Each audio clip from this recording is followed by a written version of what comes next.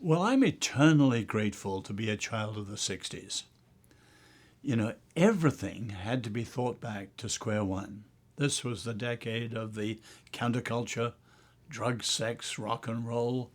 So I'm at the University of London, and we had Bergman films, Fellini films, the Beatles. In Berkeley, the free speech movement. In Germany, the Red Brigade, and all these sort of things happening. So nothing could be taken for granted. Nothing was self-evident. You were pressed back to square one. If you believed, which I did, I came to faith in 1960, you had to know what you believed, why you believed, and able to answer it with the toughest critics. So I'm eternally grateful. The 70s was called the me decade. And people shifted to think about themselves and an awful lot of navel gazing.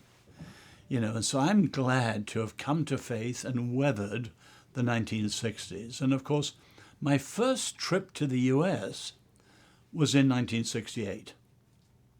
So Martin Luther King had been assassinated, Senator Kennedy assassinated, 100 American cities were ablaze.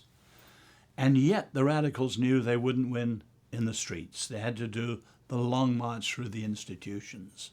So I came back to Europe and I realized something amazing was happening in America, in the counterculture, and started to give talks on it. And unbeknownst to me, that became later my first book.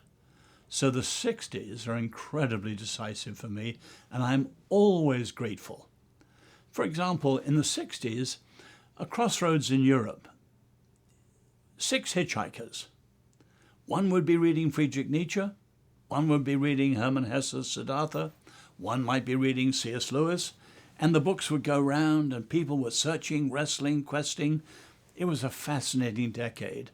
And then 70s, hitchhiking disappeared, the searching stopped, the wrestling ceased, and people didn't think like that. So I'm incredibly grateful to be a child of the crazy 60s.